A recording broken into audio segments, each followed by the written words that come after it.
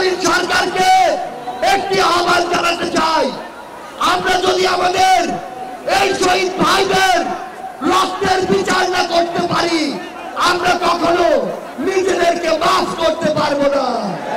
ওই গোপালগঞ্জে যে খুনির দোষররা এখনো ঘাটতি মেরে আছে, তাদেরকে আইনের আওতায় বিচার করতে হবে। আগস্ট 3 এই শহীদ মিনার থেকেই শত শত ভাইয়ের রক্তের উপরে, লাশের উপরে দাঁড়িয়ে এক দফা ঘোষণা হয়। আগস্ট 5 এই আগস্ট 5-এই বাংলাদেশের ছাত্র জনতার ঐক্যবদ্ধ লড়াইয়ে খুনি হাসিনা দেশ থেকে পালিয়ে যায়।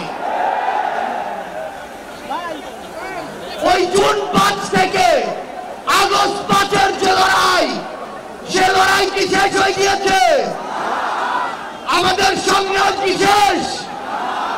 আমাদের সামনে এখনো খুনিরা, খুনিদের দোসররা এখন উন্মুক্ত ভাবে চলাফেরা করে। যারা আমাদের ভাইদের হত্যা করেছে, ওই ছাত্রলীগ, যুবলীগ, আওয়ামী লীগের সন্ত্রাসীরা, তারা এখনো বিভিন্ন দিক থেকে আমাদেরকে দেখে আর মুচকি হাসে।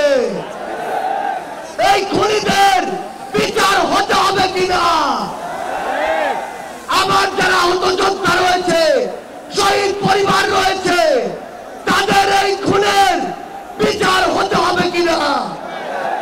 আমরা অবিলম্বে অন্তর্বর্তীকালীন সরকারকে একটি আহ্বান জানাতে চাই, আমরা যদি আমাদের এই শহীদ ভাইদের রক্তের বিচার না করতে পারি, আমরা কখনো নিজেদেরকে মাফ করতে পারবো না। আমরা স্পষ্ট করে একটি কথা বলতে চাই, অন্তর্বর্তীকালীন সরকার এখনো যেই জায়গায় আটকে আছে, আমাদের সিন্ডিকেট গুলো ভাঙতে হবে।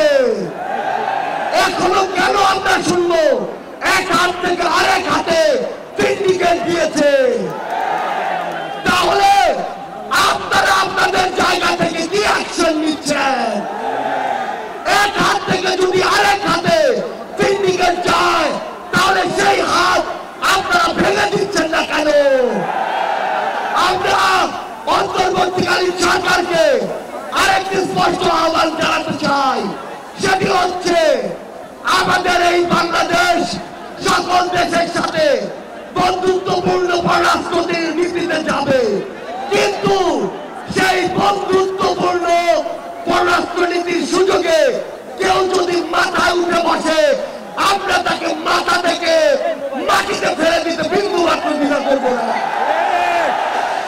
আমরা স্পষ্ট করে একটি কথা বলতে চাই, যেই খুনিরা এই দেশের বাইরে, এই দেশের মানুষের ঘামের হাজার হাজার কোটি টাকা পাচার করেছে, সেই টাকা ফিরিয়ে আনতে হবে। আমরা স্পষ্ট করে বলতে চাই, ওই গোপালগঞ্জে যে খুনির দোসররা এখনো ঘাটতি মেরে আছে, তাদেরকে আইনের আওতায় বিচার করতে হবে।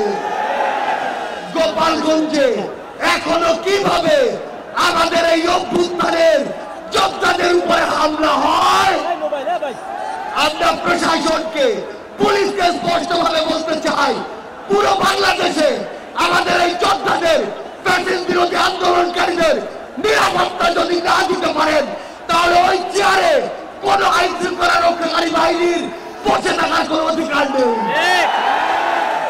আমরা স্পষ্ট করে শুধু একটি কথাই বলতে চাই, আমরা এই অন্তর্বর্তীকালীন সরকারের কাছে আমরা এই গণহত্যার বিচার চাই। আমরা সিন্ডিকেট থেকে আমাদের মানুষের মুক্তি চাই। আমরা পাচারকৃত অর্থ ফেরত চাই। আমরা দ্রব্যমূল্য নিয়ন্ত্রণ করে মানুষের স্বস্তি চাই। আমরা আহত যোদ্ধাদের সুচিকিৎসা চাই।